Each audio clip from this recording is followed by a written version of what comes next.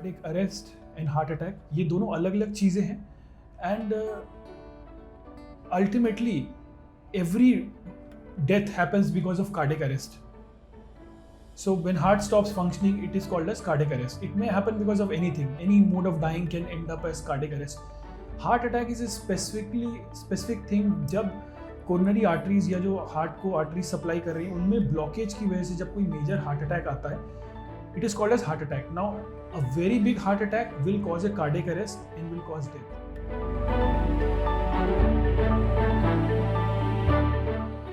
आम तौर से हम सभी को पता है कि चेस्ट पेन यानी कि एंजाइना, छाती में दर्द सेंटर में या लेफ्ट साइड में, यही हार्ट अटैक का एक लक्षण होता है, पर ये अकेला लक्षण नहीं है। ये सबसे कॉमन है, ऐसा कहना भी ठीक नहीं है, बट हाँ ये सबसे ज़्यादा लोगों को पता है। तो चेस्ट पेन यानी कि एंजाइना जो कि सेंटर में या लेफ्ट साइड में होता है, radiating to the left hand and arm, this is one of the presentation. But often silent heart attack भी होते हैं जिसमें कोई पेन नहीं होता, खासतौर से डायबिटिक पेशेंट्स में कॉमन है। इसके अलावा हर बहुत सारे patient they report varied kind of symptoms. कुछ लोग बोलते हैं सफोकेशन जैसी फीलिंग, कुछ लोग बोलते हैं निगलने में तकलीफ, हार्ट बर्न यानी कि सीने में जलन जिसको एसिडिटी अक्सर लोग समझ लेते हैं, वो भी हार्ट अटैक का लक्षण हो सकता है। इसके अलावा jaw pain, any kind of pain going towards the left shoulder, plus any heaviness.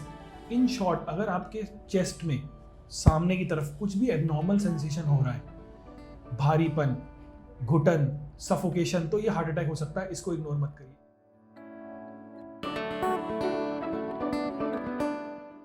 कुछ एक सबसेट ऑफ पॉपुलेशन है which is more susceptible to heart attacks, और हम सबको देखना चाहिए कि क्या हम उस सबसेट में आते हैं या नहीं। तो सबसे पहले मेल्स में यानी कि आदमियों में हार्ट अटैक होने का चांस काफ़ी ज़्यादा है as compare to females, and this is by virtue of our hormonal structure. एक पर्टिकुलर हार्मोन की वजह से females are protected till a particular age. उसके बाद 50-55 के साल के बाद भी उनकी रिस्क बढ़ जाती है, लेकिन फिर भी वो आदमियों की तुलना में हमेशा कम रहती है। इसके अलावा डायबिटीज़ एक बहुत इंपॉर्टेंट फैक्टर है।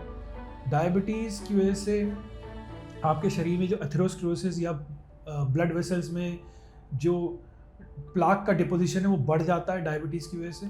इस वजह से आर्टरीज में नैरोइंग हो जाती है। तो डायबिटीज़ पेशेंट को सबसे ज़्यादा संभावना होती है हार्ट अटैक आने की।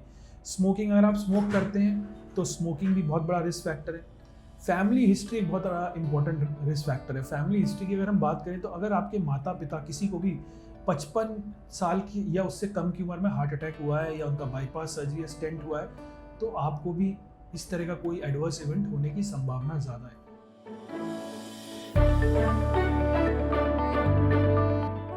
फिजिकल एक्सरसाइज बहुत ज़रूरी है, क्योंकि सिर्फ ये हार्ट अटैक का रिस्क नहीं कम करती, बल्कि ये बहुत सारे उन फैक्टर्स पे काम करती है जिनकी वजह से हार्ट अटैक आ सकते हैं। और अगर हार्ट अटैक ही नहीं, ये रिस्क ऑफ डायबिटीज़ भी कम करती है, रिस्क ऑफ हाइपरटेंशन भी कम करती है। तो अगर आप ऑलरेडी डायबिटिक हैं तो न सिर्फ आपकी रिस्क कम होगी, बल्कि आपकी डोजेज इंसुलिन की या ओरल हाइपोग्लाइसेमिक भी कम हो जाएगी। इसी तरह अगर आप हाइपरटेंसिव है तो आपकी मेडिसिन भी कम हो जाएंगी। तो physical exercise is of Paramount importance.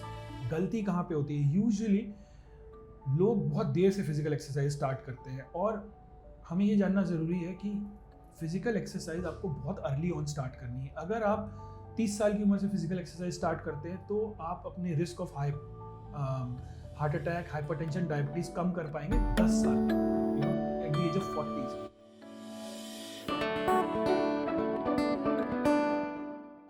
जब आपको ऐसा लगता है कि आपको हार्ट अटैक हो रहा है या आपके आसपास किसी को हार्ट अटैक हो रहा है, सबसे इम्पॉर्टेंट चीज़ ये है कि अगर आपके आसपास किसी को हार्ट अटैक हो रहा है तो आप उनको लिटा दें या कंफर्टेबल पोजीशन में बिठा दें। लिटा दें तो ज़्यादा बेटर है, क्योंकि this will improve the blood supply. और अगर वो कुछ किसी भी एक्सरसाइज कर रहे हैं या कुछ खड़े हैं तो उनको सबसे पहले लिटाएं। उनके अगर कुछ टाइट क्लोथिंग है, मास्क लगा हुआ है कुछ भी, तो उसको लूज़ करिए। अगर धूप में है तो उनको शेड में करिए। Bring them in the most comfortable position. उसके अलावा सबसे ज़रूरी चीज़ ये है कि अगर आपके पास टैबलेट एस्प्रिन, एक ब्लड थिनर है, वो है या किसी के पास है, आप ऐसी जगह हैं जहाँ वो है, तो आप उसके कम से कम 4 गोली आप पेशेंट को दे सकते हैं, जिससे कि ब्लड थिन हो जाएगा, उसको इमीडिएटली फ़ायदा मिलेगा। But most important thing is not to waste time. अगर आपको ऐसा लगता है कि आपको या किसी को हार्ट अटैक हो रहा है, तो ये उनको ऑब्जर्व करने या वेट करने या क्या पता है ठीक हो जाए 5 मिनट 10 मिनट में, इसमें टाइम वेस्ट नहीं करना चाहिए। आपको अपने नियरेस्ट हॉस्पिटल जाना चाहिए और याद रखिए आपको उस हॉस्पिटल जाना चाहिए जहाँ पे कैथ लैब, एंजियोग्राफी, एंजियोप्लास्टी की व्यवस्था हो, क्योंकि वहीं पे तुरंत एंजियोग्राफी, एंजियोप्लास्टी करके आपका ब्लॉकेज खोला जा सकता है। तो याद रखिए आपको हॉस्पिटल जाना है, बट ऐसे हॉस्पिटल नहीं जहाँ पे कैथ लैब नहीं हो। तो आप 2 मिनट का समय दीजिए, देखिए कौन सा हॉस्पिटल जहाँ पे कैथ लैब है, क्योंकि वहाँ जाने से आपकी जान बच सकती है। बट अगर आप गलत जगह गए तो you will be wasting your time. Like and follow our page for the latest healthcare updates.